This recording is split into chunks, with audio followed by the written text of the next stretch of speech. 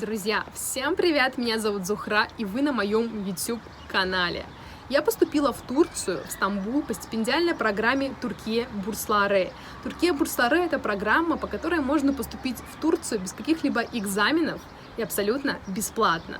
О том, как поступить в Турцию по этой программе, я писала на своей страничке в Инстаграме.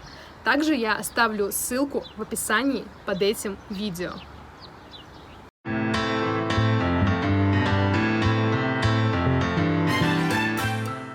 Друзья, собственно, мы с девочками, с Юлей и Луизой собрались для того, чтобы рассказать вам про наш опыт прохождения собеседования. А прошли мы его, как вы можете заметить, удачно, поскольку мы сейчас находимся в Турции, мы поступили по этой программе. Друзья, прежде чем говорить про вопросы, которые задает комиссия, давайте мы поговорим с вами о тех важных моментах, которые нужно сделать до того, как вы придете на собеседование. Юль, расскажи.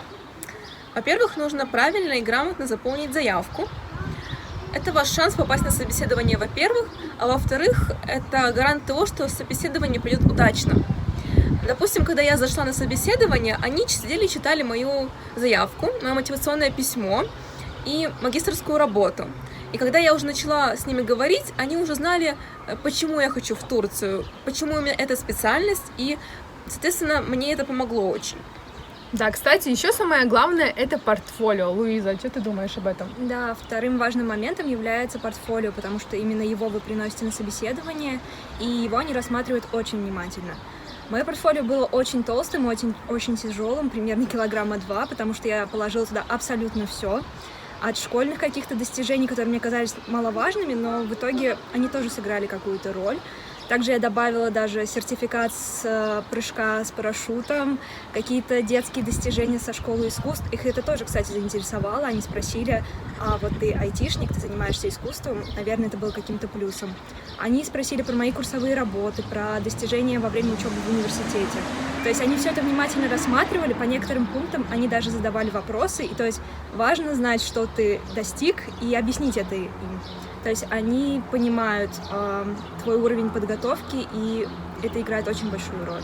Кстати, да, это портфолио, то есть они его рассматривают на протяжении всего вашего собеседования, и это отличная возможность, чтобы, не знаю, их как-то заговорить. То есть они будут смотреть портфолио, такие: ой, а что это такое, так интересно. Я туда закинула тоже свои все журналистские проекты, статьи, также еще были доклады со 2-го курса, их это очень заинтересовало, поэтому, ребят, все, что у вас есть, запихивайте в свое портфолио, это будет реально плюсом, большим плюсом. Даже мое портфолио не было таким огромным, у меня было всего несколько грамот, мои аттестаты за 9 класс, за 11 класс, но я впихнула, допустим, золотую медаль, и они минут 5 сидели, рассматривали, что там написано было. Мне кажется, главное в этом портфолио — это чем-то зацепить их, дать им повод вас что-то спросить.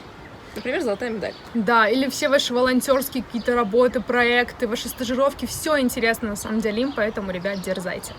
Друзья, поскольку у нас с девочками абсолютно разные направления, я думаю, что вам будет интересно узнать, как проходит собеседование по разным направлениям. Например, я училась в Москве, в МГУ, на факультете журналистики.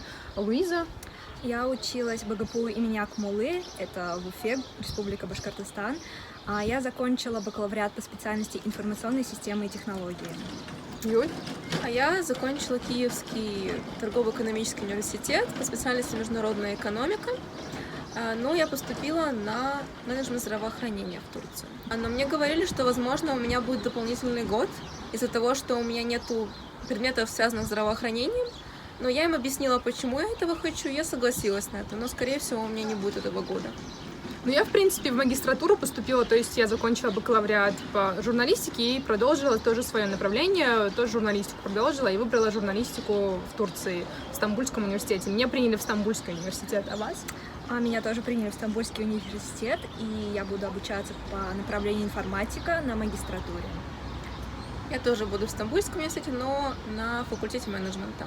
Друзья, многим поступающим интересно, что происходит, когда ты только заходишь в кабинет комиссии, какие вопросы они тебе задают. Конечно же, самый первый вопрос — это на каком языке ты будешь проходить собеседование. То есть я пришла, начала с ними разговаривать на турецком, у меня был какой-то минимальный уровень турецкого языка, я такая: привет, все дела, мираба. Они такие: о, ты знаешь турецкий, давай проходить собеседование на турецком. И я такая: ну, я немножечко знаю, но не так, чтобы проходить полностью собеседование на турецком. То есть я понимала то, что они мне говорят, но ответить им я, к сожалению, уже не могла, поскольку уровень турецкого не позволял это сделать. Но вы можете пройти собеседование на 3 языках. То есть не обязательно знать турецкий язык. Вы можете пройти собеседование на языке вашей страны официальном, то есть у нас это русский язык, в Украине украинский язык, поскольку будет переводчик. Либо на английском, если вы знаете турецкий, можете пройти на турецком. Девочки, а вы на каком языке проходили собеседование? Я была уверена, что я буду проходить на русском, чтобы в случае чего не разволноваться и на английском что-нибудь не напутать, но уже подходя к консульству в Казани в день собеседования, я такая подумала, лучше общаться с комиссией напрямую. Я могу? Значит, я могу это сделать. И уже зайдя в консульство, когда у меня спросили, на каком языке ты хочешь проходить собеседование, я сказала английский, то есть это решение было принято за секунду до. Вот. Конечно, были некоторые нюансы, которые я не обдумала заранее, например, перевод некоторых академических названий моих работ, но, наверное, на адреналине все вспомнилось и все получилось. Юль? Я проходила на английском, я с самого начала знала, что буду на английском проходить, потому что, не знаю, я думала, что на турецком, как бы, если будет переводчик, то это будет как-то не так близко, да, к ним. Я хотела быть ближе к комиссии, чтобы с ними как-то потеснее пообщаться, с ними, чтобы взаимопонимание появилось. Но как бы я поняла, что, по примеру Зухры, допустим, это не было особо важно. Им было все-таки важно, какой человек ты. Расскажи, вот ты только зашла в кабинет и начала с ними на турецком разговаривать, и что потом было? Да, я честно не помню, сколько слов я знала тогда на турецком. Я с ними поздоровалась, спросила «Насылсын?» Как дела? Да, как дела у тебя? Особенно у тебя, не у вас, а у тебя. Не насылсыныс, не как вы, а как ты, то есть как ты там один, а хотя в комиссии 3 человека сидят. 4 плюс переводчик же еще, да. Точно. И они мне сказали «Ис», «Сенасылсын», я такая «Им», и спросили у меня, знаешь ли ты турецкий, и я от волнения забыла слово «нет». Меня начало стучать сердце, и я думала, боже, сейчас все печаль. Они начали смеяться, говорят, мы над тобой издеваемся, мы над тобой шутим. Я так, я знаю. И продолжила на английском. И, в принципе, это было очень хорошее начало, мне так кажется. Ну да, я проходила, то есть я сначала думала, что на турецком буду проходить, но у меня не такой хороший турецкий был, поэтому я проходила, то есть я понимала, что они мне говорят, а уже переводчик переводил комиссии мои слова на русском. Поэтому, друзья, не переживайте, можете проходить собеседование на любом языке, это не имеет никакого значения.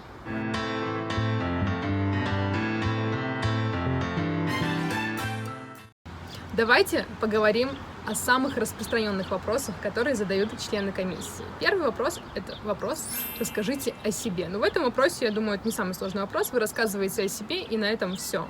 Следующий вопрос. Также они спрашивают про вашу специализацию. Например, у меня спросили, чем ты занималась 4 года на бакалавриате. Я рассказала о каких-то своих проектах, о своих курсовых и о своей дипломной работе.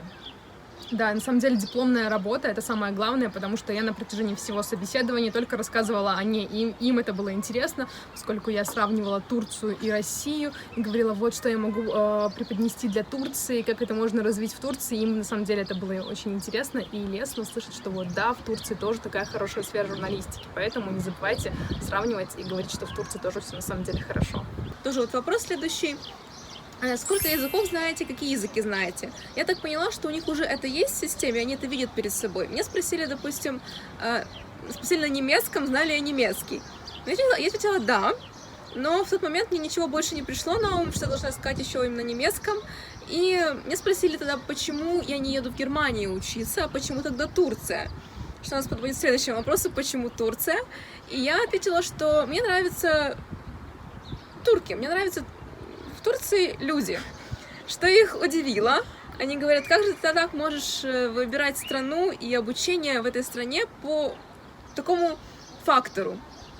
Но я им объяснила, что для меня важно, когда я решаю, в какую страну я поеду на магистерскую работу, на магистерское образование, с какими людьми я буду общаться, в какой среде я буду жить. Я сказала, что в Турции мне это очень нравится, а в Германии люди немного более закрытые, они не так расположены к иностранцам. И их это очень заинтересовало. Когда у меня спросили, почему журналистика в Турции, я сказала, что мне давно интересна культура Турции, я изучаю культуру Турции, история Турции, и интересно было бы сравнить, насколько отличаются журналистика в Турции и в России, насколько они похожи. А тема в магистерской у меня была заявлена следующая, это подкастинг в Турции и в России. И я рассказывала про свою магистерскую очень много, им было интересно, у меня просто на самом деле не закрывался рот, я постоянно говорила про магистерскую, что я могу сделать это, я могу сделать то, сделаем такое сравнение, такое анализ этих каналов подкастинга, тех каналов подкастинга, поэтому им очень понравилось, что я была очень сильно увлечена своей магистерской работой, и нужно показать на самом деле, что вам нравится ваша магистерская работа, именно вот тем, кто будет поступать на магистратуру, потому что мне задавали очень много вопросов по моей магистерской работе. На собеседовании у меня спросили, почему ты не остаешься в России изучать дальше IT, потому что IT в России более развито, чем в Турции. Почему ты решила поехать сюда? На самом деле этот вопрос я обговаривала в своем мотивационном письме. В этом письме мы пишем о том, какую магистерскую работу мы будем писать уже в Турции. И там я указала, что я хочу перенять опыт в туристической сфере у Турции, потому что лично я хочу помочь своему региону, Башкортостану, развить внутренний туризм. Для этого я хочу разработать какую-то технологию, программу, которая поможет ей в этом. И для этого мне не хватает опыта в туризме, то есть как в моей республике, так и мне не хватает опыта в этом. И в Турции я буду заниматься тем, что учиться и перенимать этот опыт. Также могут спросить, спрашивали ли у вас про родственников, про семью? Да, мне задали тоже этот вопрос. Я просто рассказала, что мама с папой работают у меня в моем городе маленьком, что родственников в Турции у меня нет, что является правдой.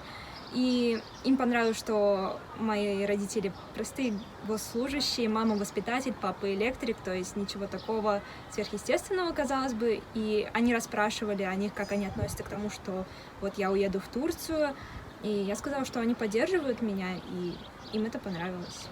Также могут спросить, участвуете ли вы или участвовали ли вы в каких-либо конференциях университетских, там, спортивных мероприятиях, волонтерили ли вы, стажировались ли вы. То есть все это тоже рассказывайте. У меня это все, в принципе, было в портфолио, и поэтому они у меня смотрели, листали мое портфолио и задавали вопросы вот по этим темам. А что у вас спрашивали? У меня они тоже обратили внимание на волонтерскую деятельность, потому что на 3-м курсе полгода я состояла в Айзике. Привет всем айзикерам. И они заострили внимание на этой странице в моем портфолио. Я сделала небольшой коллаж, рассказала о наших мероприятиях, о встрече с иностранцами, которые приезжали в Уфу на волонтерские стажировки. И они задали вопрос, что это, что такое Айзик. И я им рассказала, им очень понравилось, потому что это такое все молодежное, волонтерское и действительно интересные проекты. Следующий вопрос. Почему вы выбрали именно этот университет и почему вы выбрали именно этот город? Когда вы заполняете заявку, вы выбираете в списке 12 университетов. То есть первый университет у вас находится в приоритете. То есть это самый главный университет, который вы выбираете, и вы хотите поступить именно в него. Все остальные, то есть если в первом университете уже будет недостаточно мест, то вас отправят в другие университеты, которые вы выбрали. Например, я первым выбрала Стамбульский университет в Стамбуле. Вот. Что выбрали вы? Ну, я слышала, что нужно подаваться не только, допустим, в Анкару или в Стамбул, нужно выбрать еще пару городов мелких. Допустим, я выбрала еще Измир, хотя я не особо хотела в Измир. Я вообще до того, как я приехала в Стамбул, я думала, что лучше поступать в Анкару. Но я потом я поняла, что это было неправильное решение, потому что в Стамбуле гораздо больше возможностей вообще для работы, для студентов. Вот. И, получается, я поставила первым Анкару. И у меня был там Хаджитеп университет, который я считала, что мне очень понравился, я посмотрела там видео, но я попала в Стамбульский, который у меня был 3-м или 4-м, но не был точно 1-м. Ну, то есть, например, я выбрала в приоритете Стамбульский университет, у меня спросили, почему, и меня отправили в Стамбульский университет. Юлю, в принципе, отправили по списку, у тебя в 4-й университет был, да? 3-й или 4-й, но не был 1-м, да. Ну да, ее отправили там по списку в 4-й университет. Луизу? Меня тоже отправили в Стамбульский университет, он был у меня 1-м. И, если честно, когда я их выбирала, я как-то не задумывалась, что ставить 1-м, что последним. Я никак не проверяла, какие места они в рейтингах занимают, поэтому это была просто случайность. Вот, да, то есть нужно выбирать разные города, не только Стамбул, я тоже выбирала еще Измир и Анкару. Вот, Луиза, я думаю, что ты еще о чем-то хочешь нам рассказать. Да, многие считают, есть такое мнение или слух, что не стоит выбирать только какой-то один город, например, только все университеты в Стамбуле, потому что это может натолкнуть на какое-то подозрение у комиссии, что у вас в этом городе есть родственники, что вы так очень хотите попасть только в него. Все-таки 12 мест, и нужно внести какое-то разнообразие в этом плане. Еще один самый популярный вопрос от комиссии: что вы будете делать после обучения в Турции? На этот вопрос вам нужно ответить так. После того, как я вернусь в свою страну, я хочу развивать потенциал моей страны в этом направлении. Хочу поделиться своими знаниями в этой сфере. И не нужно говорить, что вы хотите остаться в Турции. Наверное, многие знают, что на этот вопрос лучше отвечать таким образом, что это приведет к тому, что вы вернетесь домой на родину после обучения в Турции. Также ответила и я. Я сказала, что я вернусь домой в Башкортостан и буду применять полученные знания уже на своей земле, помогая, развивая, делая вклад в развитие инфраструктуры, в развитие туризма своего региона. То есть в любом случае я вернусь домой. На этот вопрос, конечно же, нужно ответить, что вы вернетесь в свою страну и будете эти знания, полученные в Турции, каким-то образом реализовывать в своей стране. Туркам это очень нравится, то есть, когда ты говоришь, что ты не останешься в Турции, это какой-то даже плюс для комиссии. То есть, в принципе, эта программа уже не против того, чтобы мы оставались в Турции после окончания учебы в Турции, но все равно в комиссии, для того, чтобы подстраховаться, лучше говорить, что вы вернетесь в свою страну и будете все полученные знания реализовывать в своей стране. Следующий вопрос: что вы будете делать в случае того, если вы не поступите в Турцию? Допустим, у всех людей, которые поступили, я знаю, у них всегда есть запасной план. Они думали, что пойдут в свой университет в своей стране, они будут продолжать магистратуру в другой стране. Нужно показать туркам, что это не единственный ваш вариант, что вы не просто хотите в Турцию, а что вы хотите учиться, что у вас есть амбиции. И нельзя показывать, что это ваша единственная возможность в этой жизни чего-то добиться. Нужно дать им понять, что вы успешный человек, что им будет выгодно вас взять к себе. На этот вопрос я ответила совершенно честно, потому что если сейчас уже говорить открыто, я особо не надеялась, что меня возьмут в Турцию, поэтому у меня было много запасных вариантов. Наверное, два самых главных, ради которых я работала очень много, это поступить в Казанский университет в КФУ, на смежную специальность также продолжить обучаться по магистратуре и полностью переехать в Казань, либо уехать в Китай и работать там учителем английского для детей. То есть я уже нашла агентство, которое это все организует. То есть эти варианты у меня были даже не то что запасные, я их считала куда более реализуемыми, чем стипендия Турции. А также комиссия может спросить, если вы хотите поменять специальность, то почему и согласны ли вы на дополнительный год.